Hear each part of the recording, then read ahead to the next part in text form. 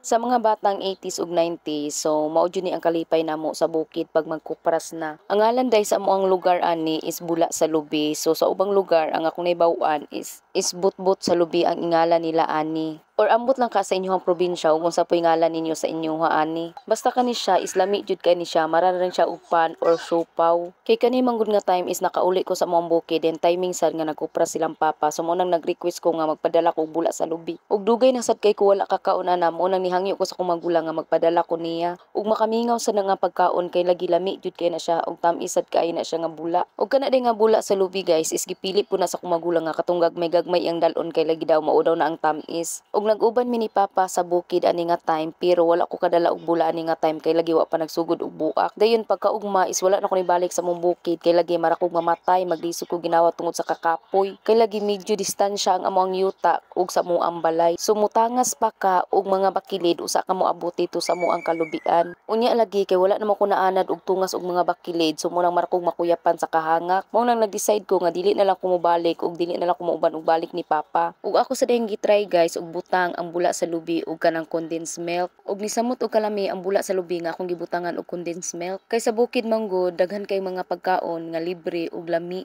Ug ang makarelate sad ani nga pagkaon guys is katura pong nakapuyo og bukid ug nakasulay kung unsay kinabuhi sa magkupras. Kay sa una manggod sa akong kabataan is mag-ilog jud mi sa akong mga ig-agaw ani panahona sa tingkupras. Lipay na jud kaayo mi nga makakaon mi og inani nga pagkaon. Pero karong mga panahona ang mga batanon ani is wala na kaila ug dili na sad sila malipay magkaon og inaani. Kay lahi ra kay ang mga gusto sa mga batanon karon nga pagkaon dili lang mga simple ang ilang gustong kaunon. Pero sa mga batang sa unang panahon is dako na jud kaning kalipay nga makakaon mig inani nga pagkaon. Ug kani sad nga bula sa lubi guys, grabe tudi sad nako ni nahurot. Kay lagi daghan kay gidala akong magulang unya ako ra isa ang mukaon. Butang na lang nako sa rep kay para sa dili masayang para sad nakoy pang snack pagkaugma. Ug ako sa dayang gitry og butang ang bula sa lubi og mayonnaise guys. Kay para matry nako og asay mas lami condensed o mayonnaise ba ang ibutang sa bula sa lubi. So for me guys is parehas ra sad sila nga nailami pero lain-lain lang sila og lasa. Kung naamoy daghang bula di sa lubi sa inyo ha, pwede na ninyo i-try ang akong gibuhat kay lami jud kay siya promise. Ug nalang di ko story sa inyo guys, gamay lang jud ni nga story. Way back 2019 katong boros ko sa ako ikaduha nga anak. Kay nangala man lagi ko og bula sa lubi unya kay naaman mi diri sa syudad so maglisod jud ko og pangita og bula sa lubi. Unya mao akong gipangala kay lagi ato nga time mahalos akong tanang gipangala is color puti. So naglibog akong bana og asa siya mangita og asa siya makakita aning bula sa lubi. Dayon kay naman siya ayaan nga nasa bukid so among gikontak nga magpadala ko og bula sa lubi. Mao nang gidalaan mi niya og bula sa lubi. So bali upat ka buok lubi iyang gidala sa kuha nga naay turok nga naay bula sa ilalo. Pero kabalo ba mo og pila akong nabayad atong upat ka lubi? Nakabayad sad ko og 200 plus kapin ato guys, please lang. Mao nang wa mo koy choice kay nangala man lagi ko. Mao nang pilit ka mo bayad kay gusto man nimong kaunon. Mao na